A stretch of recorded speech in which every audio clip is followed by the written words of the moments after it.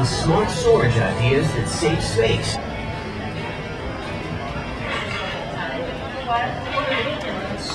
Confident about cooking than with the pro of Curtis Stone. So welcome, Curtis. Thank you very much. How you guys doing? And we're going to be doing what? Wine pairing, some We're going to do some wine pairing. What we're going to do... Set the stage for us. What are we doing first? We're going to start off with a cocktail. Okay. I'm going to make... What are we calling it, Freds? Hopeless. Too slow. How about the way too slow drove cocktail? Okay, we're going to make it with pears because pears are in season. It's fall, right? So what we're going to do is we're going to muddle up some pears, right? So you guys are going to get busy. Okay. So the first thing, with the skin on. What define muddling a pear? So I'm just going to chop it up, and then you're going to put it into one of these. Okay. Come on, Eric, you're big and strong. You should do and these. You're going to get this. Just like you would mint for a mint julep kind of a thing, right? Just make sure. A little bit of ginger. These pears are kind of stuck. Yeah, you just got to work them. Okay. A little bit of sugar. I'm going to make a ginger. See what it looks like? You're just syrup. kind of mashing up pears inside.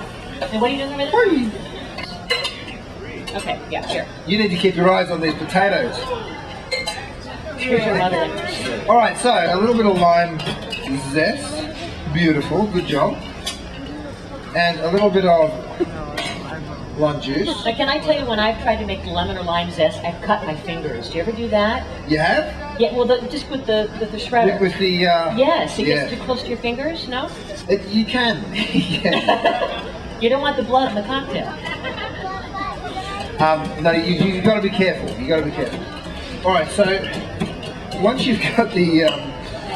why is everything so funny to me today? You know, I've just been on this incredible trip. I've been to about a dozen countries in 6 or 7 weeks, so I'm still sort of just getting my feet back on the ground. What a nice welcome home to LA, right? Where the sun's shining like this. Beautiful. And I'm standing here telling you about fall and showing you these incredible pears, which are a little underripe, I've got to be honest, because the weather hasn't quite turned just yet, but it won't be long. Alright, so once you've muddled, I've got my syrup. This is a syrup. Is it simple syrup or just... No, this is ginger, lime, sugar. That's it? That's it. Did I miss something? No. Ginger, and the water. The water. I thought I did. Then, so what you do is you take some of your syrup and you pour it in there. We've got some Saint Germain, some of the eau de vie. Okay. Oh yeah. Okay. Okay, we came to party, ladies and gentlemen. So now you get some ice in there. Now I've seen I had these two rock stars that I'm sure you all know come and cook with me. I thought what I'd do is make it a bit more fun, and we'd have like a little cocktail off. I got some. Right? You want any more? Yeah. So I've chosen a little bit of music, and it's only going to play for like 30 seconds, because you know some people sort of shake it down here, and some shake it up there. Come on, baby, shake it, Stromer. Yeah, shake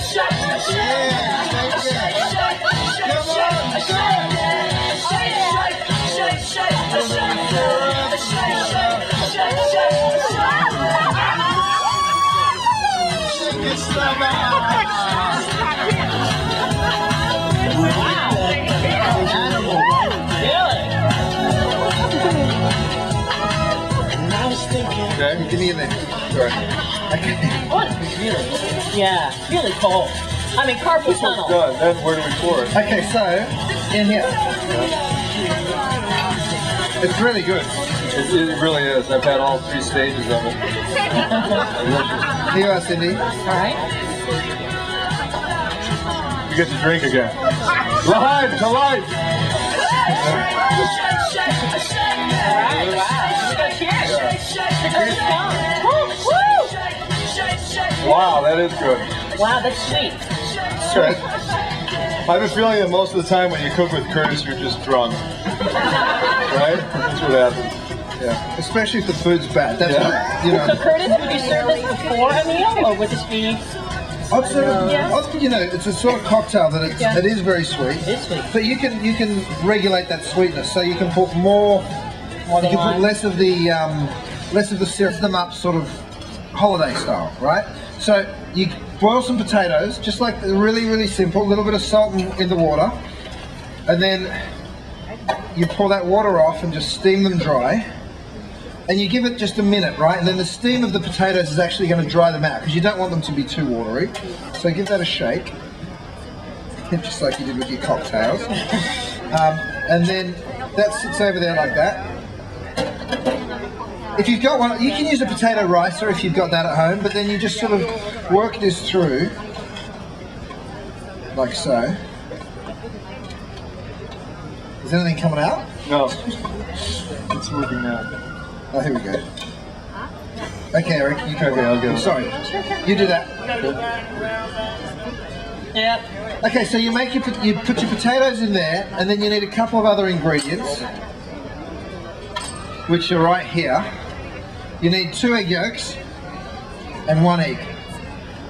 Come on, Eric, you're a big strong boy. No, it doesn't work. I don't think. Wait, it's working now. So you all know what Eric does, right? He is an incredible. I don't even know how to describe it. He's a contractor. Yeah. He's a contractor, but he's much more than just a contractor. Great dad. 3 kids under 13. He can build anything, this man. He can fix anything, he can build anything. Well, he's a fix-it man. Apparently, though, I can't do the potatoes that well. He can't mash bloody potatoes. Yeah. It's incredible, isn't it? If you're in a kitchen like this, where everything's at your fingertips exactly where you need it, because you helped design it, because you built your dream kitchen, you're in a really great place, you know.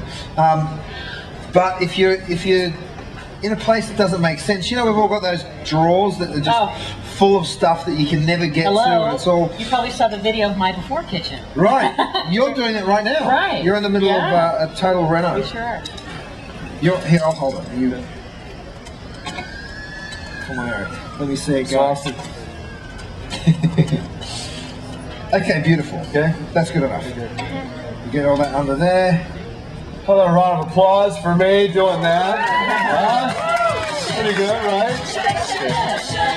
Okay. So next, you get a couple of egg yolks and an egg. You add it to your potatoes.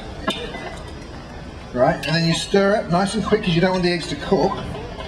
There's a little bit of flour over there. Yep. Just a couple of tablespoons of that. You pop that in. All of it? That'll do. Okay. Give it a good stir, right? You don't want to stir it too crazy because you don't want to exercise the gluten in the potato because it'll end up floury. And then over here we've got some sour cream. That's not low-fat sour cream. That's the full That's the full Monty. Full-bodied. We're doing bellinis, you know, so we're going to serve some pretty extravagant stuff on this, like salmon, some caviar, some truffles. You know, you want to make not sure. afraid of butter. Yeah, don't worry about that. So how do you stay so lean when you're cooking up with all this fattening stuff? I do a lot of work around the house. That's a total lie. I'm never at home. I go for a surf once in a while. Oh, that's right. Run with my dog. What kind of dog do you have? Running with his dog gets a woo! That does? Really? Wow, okay. That's You very haven't seen hot. my dog. Pretty good. Right. What kind of dog do you have, Curtis? I've got a golden retriever. Aww. He's a very nice boy. Do you want me to put a little dollops just on little there? dollops, or wherever you see fit. Okay. Like that size?